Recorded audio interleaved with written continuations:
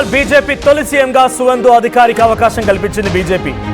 ఇద్దరికి deputy CM పదవులను కూడా కేటాయించారు. సువేందు పేరును ప్రతిపాదించారు భట్టాచార్య. అమిత్ షా నేతృత్వంలో సీఎం ఎన్నుకున్నారు. ఇక రేపు బెంగాల్లో బీజేపీ కొత్త ప్రభుత్వం కొలువుదీరబోతోంది. రేపు ఉదయం 11 గంటల సమయానికి బ్రిగేడ్ పరేడ్ గ్రౌండ్లో ప్రమాణ స్వీకారం చేస్తారు సువేందు అధికారి. సువేందు ప్రమాణ స్వీకారంలో మోదీ కూడా పాల్గొనే అవకాశం ఉంది. సో ఇద్దరు డిప్యూటీ సీఎంలు, ఒక సీఎం. ఈరోజు ఇప్పటివరకు అయితే కన్ఫర్మ్ అయ్యి ఇంకా మంత్రుల విషయం తెలియాల్సి ఉంది. బట్ సువేందు అధికారి the most important person in Trinamool Congress గతంలో. ఇప్పుడు ఆయన బీజేపీలో చేరారు. బీజేపీ అధికారం రాగానే ఫస్ట్ ఆయన్ని ముఖ్యమంత్రి చేసింది.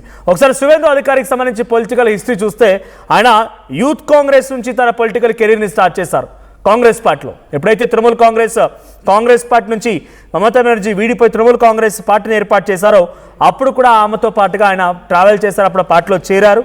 ఆ తర్వాత 2000లో ఆయన ఈస్ట్ మిడ్నాపూర్ జిల్లాలో ఒక మాస్ లీడర్గా ఎలివేట్ అయ్యారు. నందిగాం మూవ్మెంట్లో కూడా ఆయన చాలా తీవ్రమైనటువంటి పాత్ర కనిపించింది. దేశవ్యాప్తంగా ఆయన పేరు వినిపించింది. 2007లో లెఫ్ట్ ఫ్రంట్ ప్రభుత్వ భూములు స్వాధీనం చేసుకోవడం కోసం ప్రయత్నించిన సమయంలో దానికి వ్యతిరేకంగా ఆయన పెద్ద ఉద్యమాన్ని చేపట్టారు. సో సువేందు ప్రధాన నాయకుడిగా నిలిచారు. అప్పుడు మమతా బెనర్జీ ఉద్యమానికి రాజకీయంగా కూడా మద్దతునిచ్చారు. సో ఇక ఎంపీగా పనిచేశారు. ఆయన తమ్లుక్ అనేటువంటి లోక్సభ నుంచి ఎంపీగా కంటెస్ట్ చేశారు. తర్వాత మంత్రిగా పనిచేశారు 2011లో. అంటే మమతా మొదటి ప్రభుత్వంలో transport, irrigation and water resources శాఖ మంత్రిగా పనిచేశారు.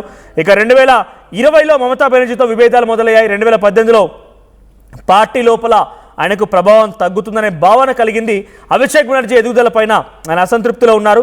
సో 1 మ్యాన్ 1 పోస్ట్ వంటి అంశాలపైన విభేదాలు రావడంతో టీఎంసీని దూరం పెట్టారు. 2020లో బీజేపీలో చేరారు. సో బెంగాల్ రాజకీయాల్లో ఆయన బీజేపీ చేయడమే బీజేపీకి చాలా కలిసి వచ్చిన అంశంగా చెప్పాలి. 2021 అసెంబ్లీ ఎన్నికల్లో సువేందు అధికారిని మమతా ఇద్దరు కంటెస్ట్ చేశారు. నందిగ్రామ్ నుంచి సువేందు చాలా తక్కువ మెజార్టీతో మమతాని ఓడించారు. మమతా ఓడిపోయింది అక్కడ. ఇది బీజేపీకి చాలా పెద్ద మొత్తంగా మెంటల్లీ ఒక పాజిటివ్ అంశాన్ని క్రియేట్ చేయగలిగింది.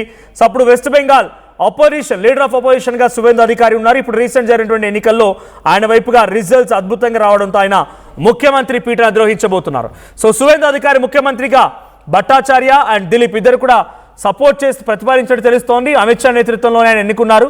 ఆ తర్వాత రేపు మోదీ కూడా హాజరయ్యే అవకాశం ఉంది. రేపు ఉదయం 11 గంటలకి బ్రిగేడ్ పరేడ్ గ్రౌండ్లో ప్రమాణ స్వీకారం చేయబోతున్నారు సువేందు అధికారి. 2016లో 3 స్థానాల్లో గెలిచిన బీజేపీ 2021లో 70 స్థానాల్లో గెలిచింది. 2026 కల్లా డైరెక్ట్గా ముఖ్యమంత్రి పీఠాన్ని దక్కించుకుని సింగిల్ లార్జెస్ట్ పార్టీగా డైరెక్ట్గా మ్యాజిక్ ఫిగర్ని దాటేసి 206 సీట్స్తో వెస్ట్ బెంగాల్లో ముఖ్యమంత్రి పీఠాన్ని అధిరోహిస్తోంది బీజేపీ. దీనికి సంబంధించి మరిన్ని అప్డేట్స్ మా ప్రతినిధి మధు లైవ్లో అందిస్తారు. మధు, సో రేపు ముఖ్యమంత్రిగా ప్రమాణ స్వీకారం చేయబోతున్నారు సువేందు అధికారి.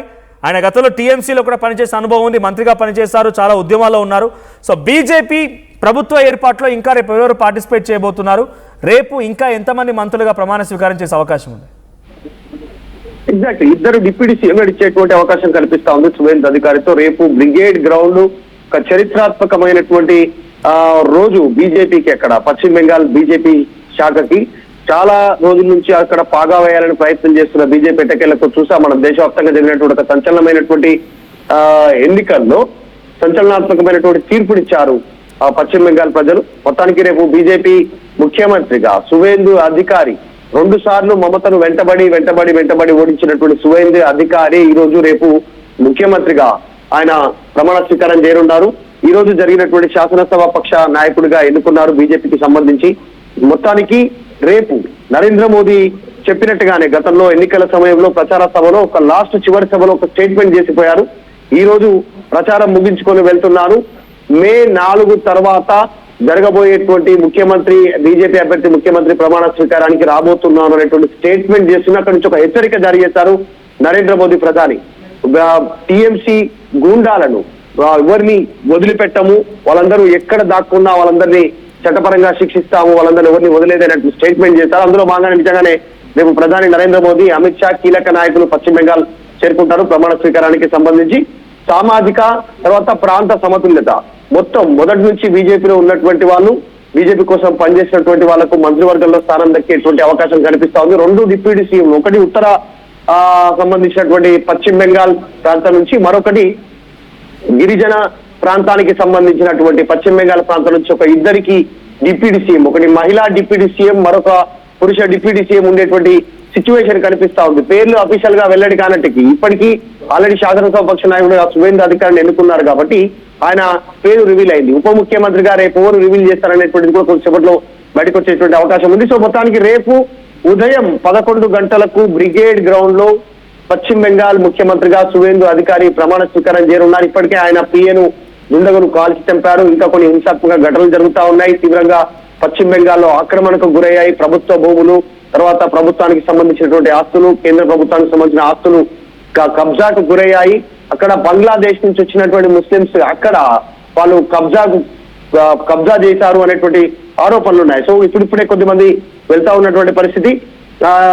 డిప్యూటీ సీఎం గా అగ్నిమిత్ర పాల్ ఉండే అవకాశం ఉంది అనేటువంటి చర్చ జరుగుతుంది. అఫీషియల్ గా అనౌన్స్మెంట్ అయ్యేటువంటి సిచ్యువేషన్ కనిపిస్తా ఉంది. సో బీజేపీ నేతలు, పలు రాష్ట్రాలకు సంబంధించిన ముఖ్యమంత్రులు కూడా హాజరవుతారు ఈ ప్రమాణ స్వీకార కార్యక్రమానికి. ప్రధాని మోదీ, అమిత్ షాతో పాటు సో అత్యంత కీలకంగా బీజేపీ భావిస్తా ఉంది పశ్చిమ బెంగాల్లో అధికారం చేపట్టడం అనేటువంటిది. అసలు కాంగ్రెస్ నుంచి ప్రస్థానం స్టార్ట్ చేసిన సువేంద్ర అధికారి టీఎంసీలోకి వెళ్లారు. టీఎంసీలో కీలక నేతగా ఎదిగారు. ముకుల్ రాయ్ ఎప్పుడైతే బయటికి వెళ్లారో తృణమూల్ కాంగ్రెస్ లో నుంచి అప్పుడు చాలా సన్నిహితంగా మమతా బెనర్జీకి ఉండడం, అత్యంత కీలక నేతగా ఎదిగారు. ఎప్పుడైతే అభిషేక్ బెనర్జీ ఎంట్రీ వచ్చిందో తృణమూల్ కాంగ్రెస్ లో అప్పుడు ఆయన విభేదించి బయటకు వచ్చారు. అభిషేక్ బెనర్జీ ఆధిపత్యము, ఆయనే అధ్యక్షుడుగానున్నారు. ఆయన వన్ మ్యాన్ రూల్ జరుగుతా ఉంది మమతా తర్వాత తెలిసిన తర్వాత చూసి ఆయన దాన్ని జీర్ణించుకోలేక బీజేపీలోకి వచ్చారు 2020లో. అక్కడనే టీఎంసీ డౌన్ ఫాల్ స్టార్ట్ అయింది 2020 నుంచి. 2021లో నందిగ్రామ్ లో మమతా బెనర్జీని ఓడించారు. మళ్ళీ రీసెంట్ గా భవానీపూర్ లో మమతా బెనర్జీని ఓడించారు. సో ఆయన స్ట్రాటజీకి సంబంధించి స్థానికంగా బలమైన నేత, మొదటి నుంచి పొలిటికల్ బ్యాక్గ్రౌండ్ ఉన్నటువంటి నాయకుడు కాబట్టి బీజేపీ శాసనసభాపక్ష నాయకుడిగా సువేంద్ర అధికారినే బీజేపీ ఎన్నుకుంది ఎట్టకెలకు.